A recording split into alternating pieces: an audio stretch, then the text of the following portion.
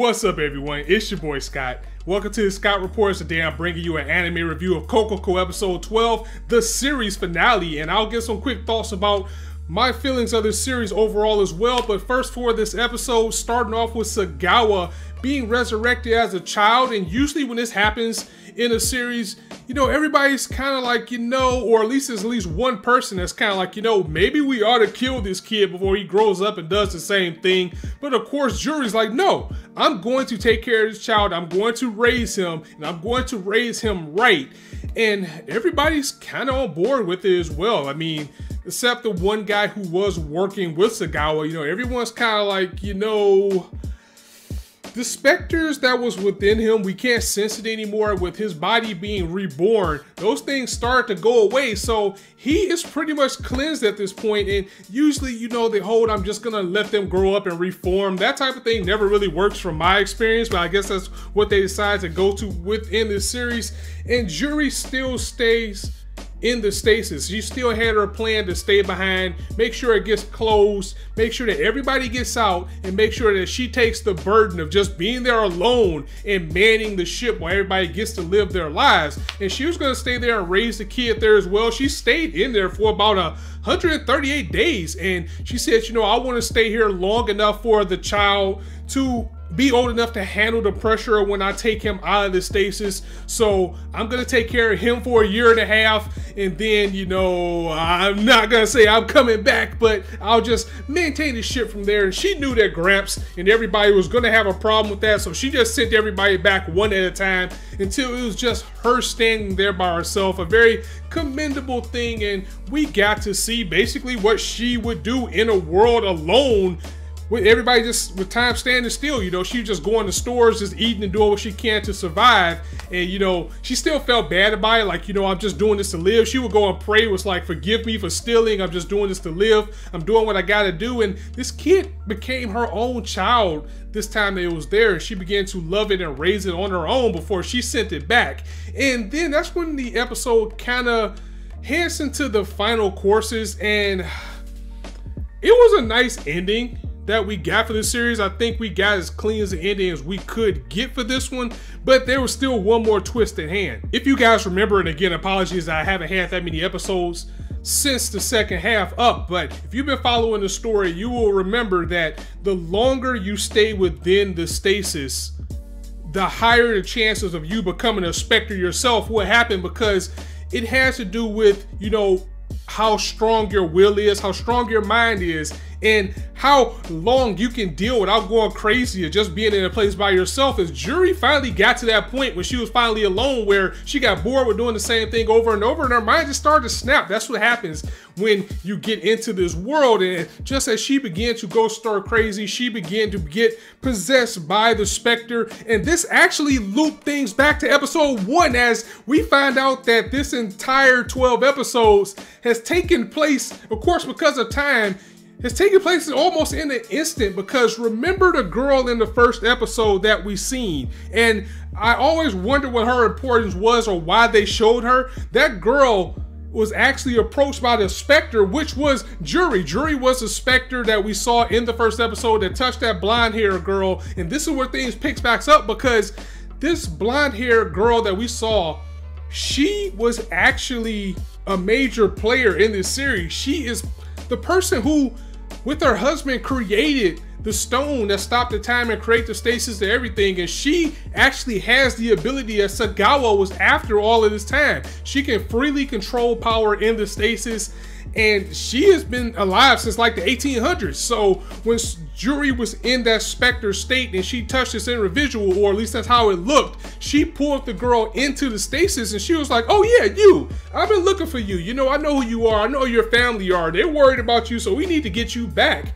But it was just like the last little surprise that they had, as she explained, my husband and I, we created this stone, and I've been around since the 1800s, just watching time unfold and see how things go along. So she has been living, just like I said, she's been living the life that Sagawa wanted to do for his ultimate goal, except she was already doing it the right way. But that was a neat little twist, that something that was so long and so forgotten about, because we never did see this girl again since that first part in episode 1. that was actually the beginning of the series. So I'll go ahead and give the series a clap for that, for bringing it back, not forgetting about that, and having that be a treat in the very end. So that was a nice little Deus Ex that we got with the story overall. To wrap it up again, as clean as you probably could do with this. I mean, I still have some questions about the series overall. Like, first and foremost, we never got to meet Juri's older sister. I mean, back when this series first started out and we thought it was going to be just straight up, you know, like a ransom type of series, they're making a big deal about her being rich, and this was the reason why, you know, Makoto and her brother was kidnapped and everything. You would think, as much as they mentioned her and much as a big deal as they kind of danced around and made about the other sister, you would think they would have showed her at one point, or maybe she would have been wondering what is going on. Some of those things are still left unsaid, and it feels like something was missing with not including, or at least showing, the sister, unless she was one of the people that we saw at the end and I just didn't recognize her. Also, the stone itself, I mean, we got the origin of the stone, like what it did and where it came from and why, you know, Sagawa and his religious people were after it, but we really didn't get an answer to why this stone was created or how this stone was created. Even though it did loop back to this blonde-haired individual at the beginning of the episode, I mean, she really didn't have that much of an explanation of who she was herself. She was just like, yeah, me and my husband made this stone, and yeah, I've been kind of doing this for years after he died. There's still a lot of things that was left unsaid about the stone that we really didn't get a clear origin about, and she just kind of pops up and says, yeah, I'm the reason why this is what's going on.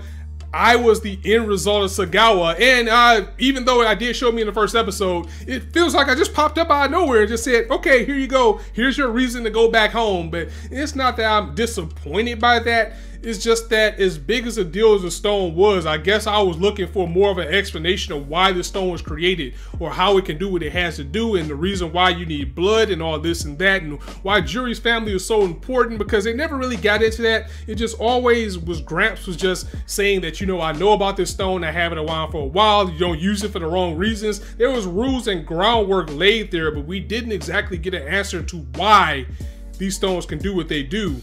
And that was a little bit of a letdown. And also, don't skip the ED, as it does put things more into perspective, and there is an after credit scene that puts things in place, and I don't want to spoil what that is, because even though it's his review, I still want you guys to check it out and then formulate your own thoughts and opinions and let me know what you thought about that in the video.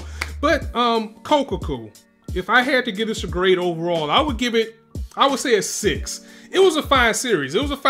It stumbled in the last 3 or 4 episodes. It seemed like it lost its footing, but it was entertaining to me at the very least the entire time, and it was something different.